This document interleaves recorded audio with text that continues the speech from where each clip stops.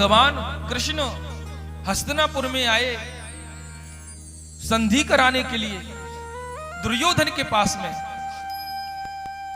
दुर्योधन से कहा, दुर्योधन तुम केवल 5 गांव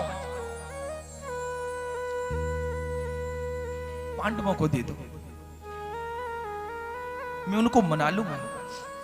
जब भगवान कृष्ण हस्तिनापुर में आ रहे थे तो दुर्योधन को पता चल गया था, तो इसने क्या किया था कि भगवान के स्वागत के लिए बड़े सजावट करवा रखी है, फूलों की वृष्टि करवा रहा था।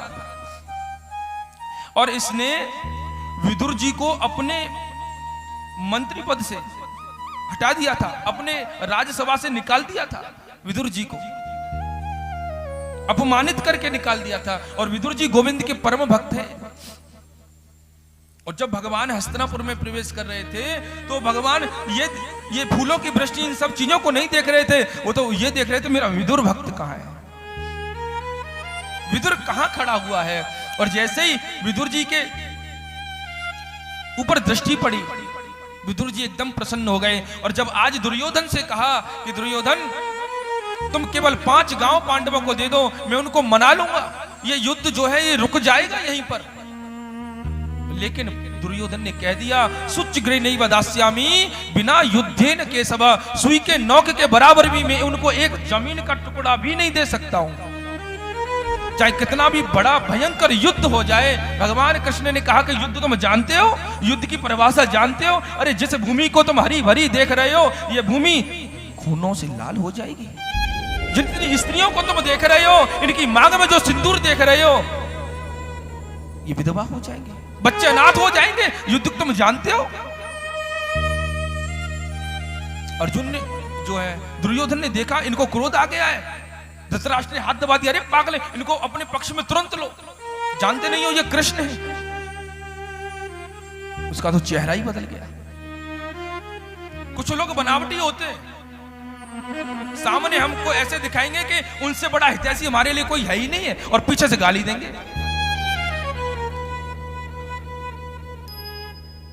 संसार को जो है हमारा तन चाहिए सेवा के लिए, धन चाहिए, लेकिन हमारा मन किसी को नहीं चाहिए।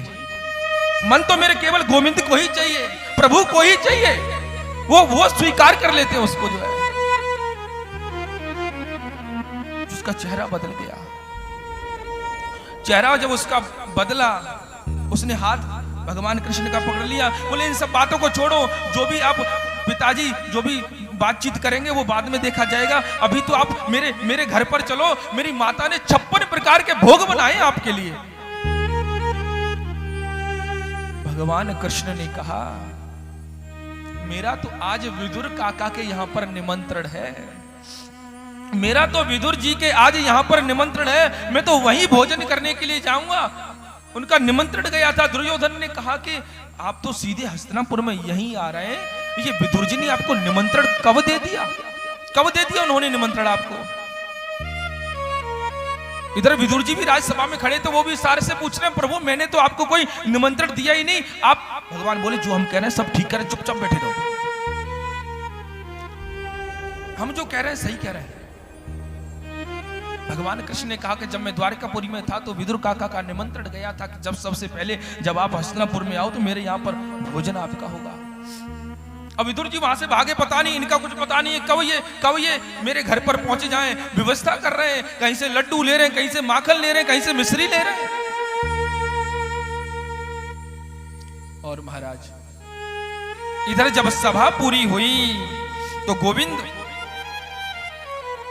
नंगे पैर विदुर जी के घर की तरफ जा रहे हैं।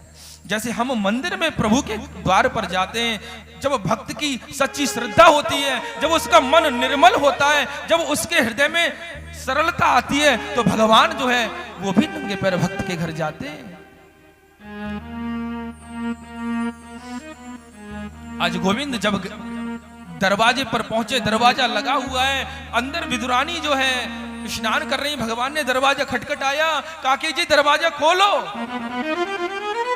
इधर जो है विदुरानी ने जैसे ही भगवान की जो है आवाज सुनी, वो तो स्नान करते हुए ऐसे ही अवस्था में दौड़ पड़ी, जाकर के दरवाजा खोल दिया। भगवान ने अपने कारी कमरिया जो है अंदर फेंक दी। झटपट से विदुरानी ने वो ओढ़ ली। अरे गोविंद आप आ गए, आप आओ। हे भगवान मैं अब कहां बिठाऊं उनको? अंदर लेकर के आई और एक आसन को लिया। आप प्रभु यहाँ बैठे जाओ, यहाँ ठीक नहीं है, आप यहाँ बैठे जाओ। पूरे आंगन में नचाती जा रही है। गोविंद बोले कहीं आसन तो बिठाओ, मैं कहाँ बैठूं? आसन एक जगह रख दिया। गोविंद बैठ गए, प्रभु बैठ गए और बच्चों की तरह अपने पेट पर हाथ फिराते हुए बोले कि काका जी बहुत जोर से भूख लग रही है मुझे। विदुरानी बोली अब मैं क्या खिलाऊं इनको, क्या खिलाऊं? अंदर गई रसोई में, केले लेकर के आ गई। प्रभु आप ये खाओ। केला छिल रही हैं, मूंगी को अलग फेंक रही हैं और छिलके खिलाते जा रही हैं। प्रभु खाओ ना। गोविंद पाते जा रहे हैं, गोविंद खाते जा रहे हैं। वाह काकी बहुत सुंदर, बहुत मीठा, बहुत अच्छा है। एक छिलका खाया, 2 छिलके खाए, 40 छिलके खा गए। कुछ पता नहीं चल रहा है। यही तो भक्ति होती है। जब भक्त मैं क्या चढ़ा रहा हूं उनको ये तक भूल जाता है, उनके प्रेम में, उनकी भक्ति में, उनकी श्रद्धा में, उसी को गोविंद स्वीकार करते हैं। उसी को मेरे प्रभु स्वीकार करते हैं। इधर का जो है विदुर जी आ रहे हैं। विदुर जी ने दरवाजा खटखटाया। अरे देवी दरवाजा खोलो। विदुरानी बोली कि आपके काका जी आ गए दिखे। और महाराज जाकर के दरवाजा खटखटाया। काय को हल्ला मचा रहे हो? अरे देवी मैं आज क्या बताऊं तुमको। आज मेरा गोविंद ने इतना बड़ा स्वागत किया। मैंने तो उनको कभी निमंत्रण दिया ही नहीं, लेकिन उन्होंने आज मेरा इतना बड़ा सम्मान किया। उन्होंने भरी सभा में कहा कि आज मेरा विदुर काका के यहाँ पर निमंत्रण है।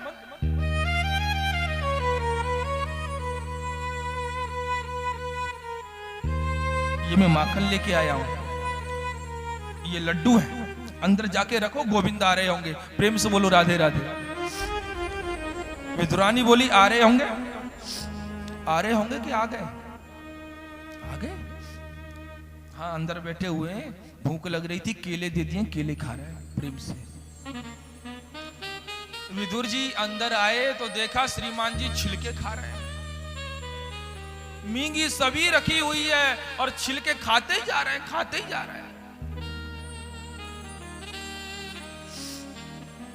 विदुर जी ने कहा रे देवी ये तुम क्या कर रही हो?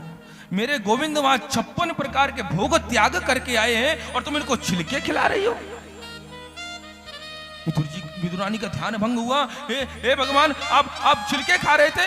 अरे बता तो देना चाहिए था आपको। बताए नहीं। विदुर जी बोले आप इन सब चीजों को छोड़ो, लड्डू खाओ। लड्डू लेके आया हूं। भगवान ने जब लड्डू खाया तो भगवान बोले विदुर जी काका जी एक बात बोलूं। जो प्रेम, जो मीठापन, जो स्वाद मुझे उन छिलकों में आ रहा था वो इस लड्डू में नहीं दिख रहा है मुझे। क्योंकि